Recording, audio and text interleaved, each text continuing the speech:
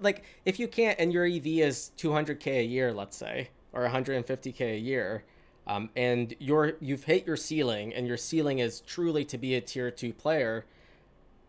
I don't think that there's that many opportunities in poker for you to be making like double that amount anyway, right? Well, I don't know if I agree.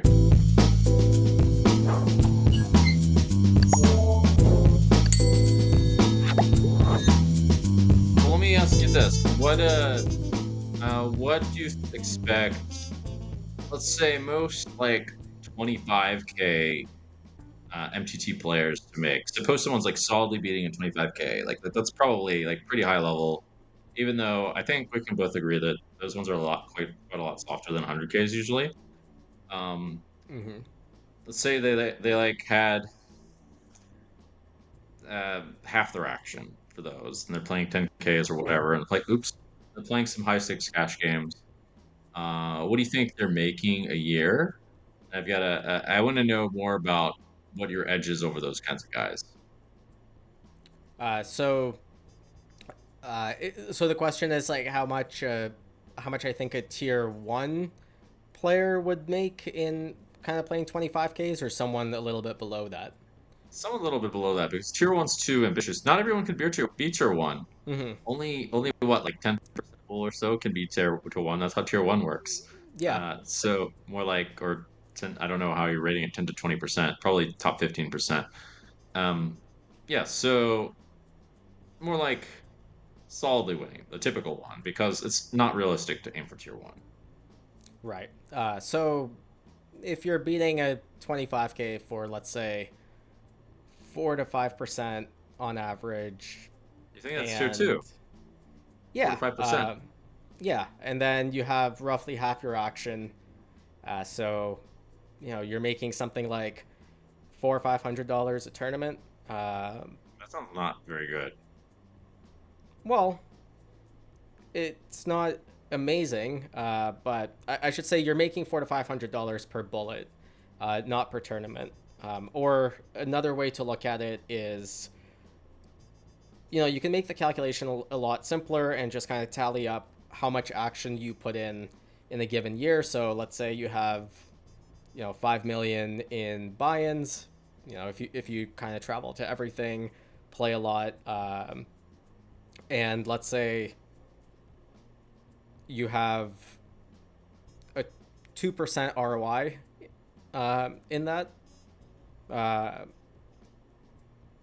Plus, you'd be selling a little bit at markup. You're still in the six figures. The markup that you're getting is kind of like a base salary. So, yeah, I mean, it's not. I don't. I think being a tier two player in the live tournament scene is not an easy living by any means, or a great living. But ultimately, I don't think it's an ends to a mean. I think most of the people that are in that sort of tier two bucket, really what they're trying to do is to become a tier one player. Where I Yeah, but think, that can happen. That's not how that works. well, why not? You, you, What do you you mean? think Why it's not? just Only so everyone's many. just locked into the tier that they're locked in to, No, or but no, but a huge percent are locked in to that tier. There can only be so many tier one players. That's how tier one works. right? Um, yeah, but the ambition is to still progress and make it out of that tier, right? And if you can't, and your EV is 200K a year, let's say, or 150K a year, and you've hit your ceiling, and your ceiling is truly to be a tier two player. I don't think that there's that many opportunities in poker for you to be making like double that amount anyway, right? Well, I don't know if I agree. And I personally have a different approach. I don't like this whole idea of, I mean, I've talked about it before, but I don't like this whole idea of let's try to be top player because it's super hard to do that, first of all. But there are other ways that I think, and it kind of does remind me of a fallacy that I read about in other industries. Oh, it's not exactly the same thing, but basically, yeah. I mean, not everyone can be tier one. It sounds like kind of miserable, and it even has a parallel in business, which is that competition sucks if you have to compete in this kind of way, unless you just really do have some kind of talent, which I don't know how you would identify. I would personally look for other opportunities to make more money while doing that. I think it's important to have a bit more of a flexible approach rather than be like kind of locked in there.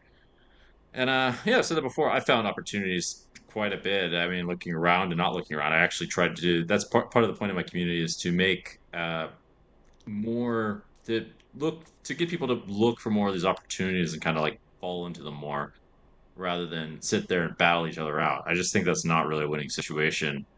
Um, I mean, that's not bad money. It's not what I expected. What does a tier one player make? I would have thought a tier one player makes like 30%, to be honest, but maybe I'm just out of it, dude. 30%. Well, in what sort of tournament? In a 25K. 10K, sure. In a 25K, it'd have to be a very soft one. I think there are certainly several 25Ks a year that I play where, I might be about that. Although I think that is a fairly high estimate, but sure, there are several 25Ks in a given year that I play where I'm comfortable saying, it's like a 20% ROI, maybe better spot. Uh, but you'd be looking at a lot lower, sub 10% ROIs once you get into the 50s and the hundreds. But you can also reasonably get something like, nowadays 6-8 million in buy-ins in a year. So your ROI is going to be higher at the lower buy-ins, a little bit lower at the higher buy-ins, but on average, let's say you're making something like 8 to 10%. You're clearing over 500,000 a year in EV. If you're there. And I agree. Yeah, even if you are a tier one player, you should be looking for other opportunities, other ways to make money. The only thing that I would um, kind of point out is if you are kind of in the not top tier but maybe battling it out, I don't think it's that losing of a situation because I think it's such a good learning opportunity. If you have blinders on and you're kind of okay, I'm tier two now, but I'm gonna make it tier one in a year or two, and if I don't, I'm a complete failure and my life is miserable. Then yeah, you're gonna be miserable. But I think if you find a way to enjoy the process and come out better at the end of it, you're still gonna be a way better poker player if you're super competitive. If it didn't work in a couple of years, that's okay. You can still do other things in poker. And yeah, you should always be looking for other things regardless. Sure. Well, I got a question. How are you assessing this? How are you assessing the EV of the tournaments? I know that almost certainly people are over assessing their EVs in these tournaments. But I don't know how to really assess the EVs of these tournaments. Well, I would say the real answer is that there's a bunch of people guessing. I am one That's a of great those start. people. There are, but I'm fortunate to be friends with many people that are smarter than me, whose guesses I trust a little bit more than my own, and their guesses tend to be fairly close to what my guesses are. So, look, the real answer is yeah, we're all kind of trying to handicap these things, and it's people guessing. That's why it's called gambling. I don't like. Yeah, there's not supposed to be an answer, right? If there was a clear answer, this guy's winning 18%, this guy's losing 34. I mean, you could like Why would we play? you could you could I mean, it is possible that someone could just to think of why they would do this.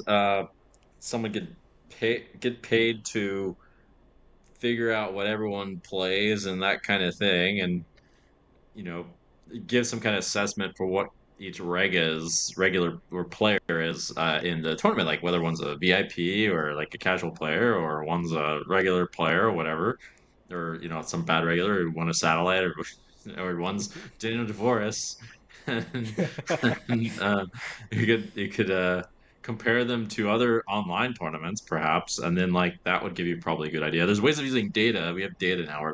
We're like data people, right? So I would think Yeah. that's possible. Just wondering what the incentives are of that. Actually, what you could do is give that to like people who buy action and sell it. Like, I don't know how much money there is in that. Yeah, I think so. You could do that, and look, people, especially people in the action buying business, do that. One of the issues with that is that by the time you get a big enough sample, especially when it comes to live tournaments, by the time you get a big enough sample, you are sampling games that are so far in the past that there is very little to do with being able to actually predict a game that is tomorrow, both because the players level that you're kind of questioning has changed, but also the player pool itself is completely different. So uh, yes, you can kind of say, oh well, you can get like mass data, but when you kind of look at it, it's like, well, can you uh, you need a lot of data for things to converge when it comes to tournaments. Still think it's possible, but whatever. Maybe I'll explore that idea at some point.